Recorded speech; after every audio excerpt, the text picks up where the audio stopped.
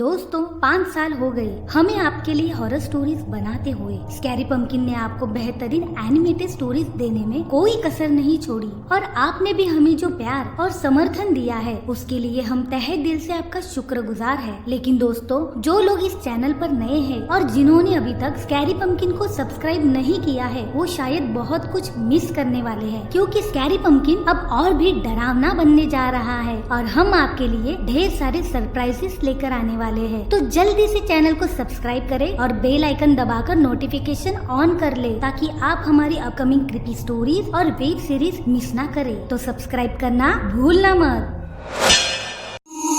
रात के 10 बज गए थे। मेंटल हॉस्पिटल के रूम में एक सिस्टर रात की शिफ्ट का राउंड ले रही थी। राउंड लेते लेते वो रूम नंबर 11 के पास आके पहुंच गई। सिस्टर ने धीरे से दरवाजा खोला। अंदर बेड पे 27 साल की एक खूबसूरत सी लड़की दीवार को एकटक देख धीमी आवाज में कुछ फुसफुसा रही थी। उसे देख सिस्टर को थोड़ा अजीब लग रहा था। कमरे के अंदर जाने के लिए उसके पैर जैसे मना कर रहे थे। उस मेंटल हॉस्पिटल में ऐसे कई सारे अजीब पेशेंट्स थे और मानसिक बीमारी वाले पेशेंट्स का ऐसे बर्ताव करना काफी आम बात है। और वो एक सिस्टर थी तो उसके लिए तो ये रोज का ही काम था। लेकिन उस सिस्टर का उस मेंटल हॉस्पिटल में आज पहला दिन था। रात का सन्नाटा और अचानक से आती हवा के कारण होने वाली दस्तक उस खौफनाक मंजर में और भी डर पैदा कर रही थी। अंदर जाऊं या नहीं, इस गहरी सोच में वो पड़ गई थी। मन में थोड़ी सी हिम्मत कर उस सिस्टर ने अपना एक पैर अंदर बढ़ाया ही था कि तभी अचानक से वो लड़की जोर से हंसने लग गई और अजीबोगरीब हरकतें करने लग गई। उसका मुंह दीवार की तरफ था। उसने अचानक से अपनी गर्दन उल्टी घुमाई और देख सिस्टर के पसीने छूट गए। उसके पैर मानो वहीं जम गए। अपने कांपते हुए हाथों से कमरे का दरवाजा बंद कर सिस्टर दूसरे सिस्टर को आवाज लगाते हुए रिसेप्शन की तरफ दौड़ी। Sunita sister, Sunita sister. दौड़ते हुए सिस्टर रिसेप्शन पे पहुंच जाती है। रिसेप्शन पे एक सिस्टर किसी से फोन पे बात कर रही थी। आंटी जी, आप बिल्कुल चिंता मत कीजिए, वो बिल्कुल ठीक है। हम उसका अच्छी तरह से ख्याल रख रहे हैं। इतना कहकर सुनीता सिस्टर फोन रख देती है और उस दूसरी सिस्टर को देखकर कहती है, क्या हुआ रचना सिस्टर, तुम इतनी डरी हुई क्यों हो? तब रचना सिस्टर जो कुछ हुआ था वो सब सुनीता सिस्टर को बताती है।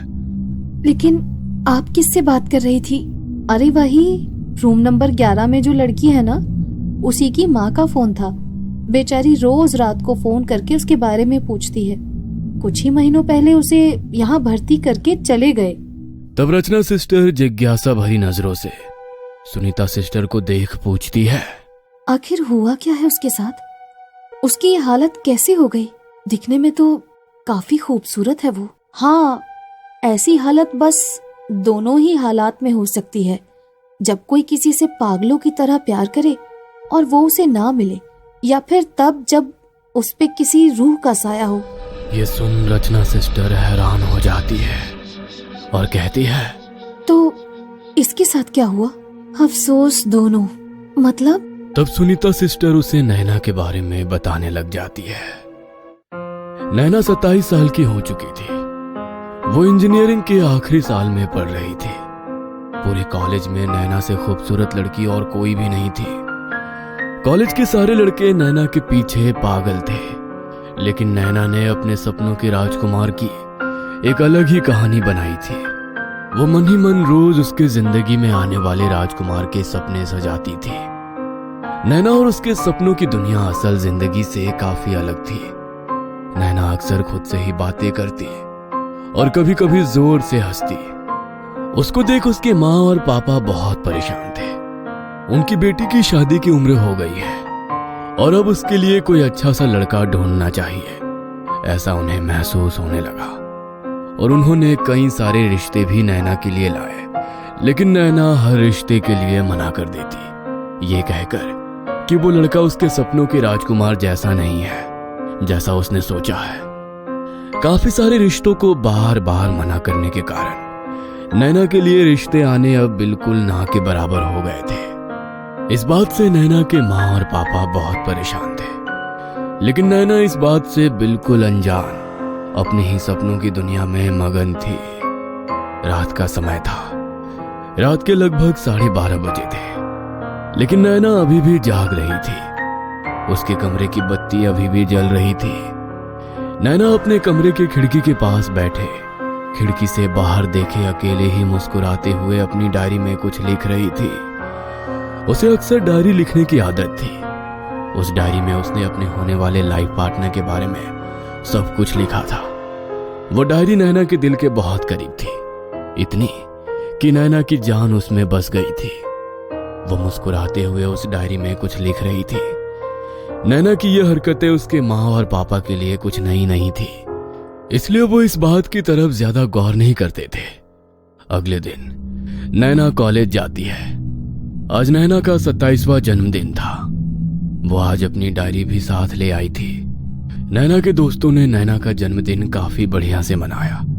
उसके ग्रुप में नैना की सबसे अच्छी दोस्त निशा और अभी कुछ महीने पहले ही दोस्ती हुए नए दोस्त ईशान और जतिन थे। दोनों मन ही मन नैना को पसंद करते थे, लेकिन ये बात दोनों ने अभी तक नैना से नहीं कही थी और ना ही एक दूसरे से। उस दिन नैना कॉलेज की लाइब्रेरी में अपनी डायरी में कुछ लिख रही थी और तभी अचानक उसे अपनी माँ का फोन आया। वो जल्दी जल्दी अपनी डायरी वहीं भूल गई। जतिन ने वो डायरी उठा ली और किसी का ध्यान नहीं है ये देखते हुए वो डायरी फटाक से अपने बैग में डाल ली। घर आके जतिन ने नैना की डायरी पढ़ना शुरू किया। जतिन एक एक पन्ना पढ़ता जा रहा था। वैसे वैसे उसके माथे पर एक शिकन सी आ रही थी और उसकी आंखों में एक अलग ही भाव दिख रहा था। रात के लगभग 1 बज गए थे। जतिन ने वो डायरी पूरी पढ़ ली और चेहरे पर एक टेढ़ी मुस्कान लिए वो डायरी को टेबल के साइड पे रखकर सो गया। उधर नैना के कमरे की बत्ती अभी भी जल रही थी, लेकिन अजीब बात यह थी कि आज नैना बहुत परेशान थी। उसका कमरा पूरा बिखरा पड़ा था और वो पागलों की तरह अपनी डायरी ढूंढ रही थी। कमरे से आती आवाजों के कारण उसकी माँ की नींद खुल गई और वो नैना के कमरे के पास आ गई और उसके कमरे के दरवाजे पे ठक ठक की और पूछा, नैना, नैना तू ठीक तो है ना? पर नैना का कोई जवाब नहीं आया। उसकी माँ ने उसे फिर से आवाज लगाई, नैना बेटा, तू ठीक तो है ना? हाँ हाँ माँ, मैं ठीक हूँ। बेटा, बहुत रात हो गई है, सो जा। इतना कहकर उसकी माँ सोने के लिए चली गई। इधर नैना को रोना आ रहा था। उसे ऐसा लग रहा था जैसे उसने अपनी सबसे कीमती चीज खो दी है, जिसमें उसने अपने सारे सपने संजोए थे। अपनी आंखें पोंछते हुए नैना ने कमरे की बत्ती बुझा दी और वो सो गई। काफी मशक्कत के बाद उसकी आंख लग गई। अगली सुबह नैना कॉलेज आई थी, लेकिन वो बहुत उदास लग रही थी। उसे उदास देख निशा ने उससे पूछा, क्या हुआ नैना, तुम इतनी उदास क्यों लग रही हो? निशा, मेरी वो डायरी तुम्हें याद है जिसमें मैं अपनी सारी बातें लिखती थी? वो कहीं खो गई, मुझे नहीं मिल रही। ईशान वहीं खड़ा था। उतने में जतिन वहां आ जाता है। जतिन को देख नैना की आंखें फटी की फटी रह जाती है। जतिन ने वैसे ही कपड़े पहने थे जैसे नैना ने डायरी में लिखा था। जतिन को देख नैना उसकी तरफ आकर्षित होने लगी थी।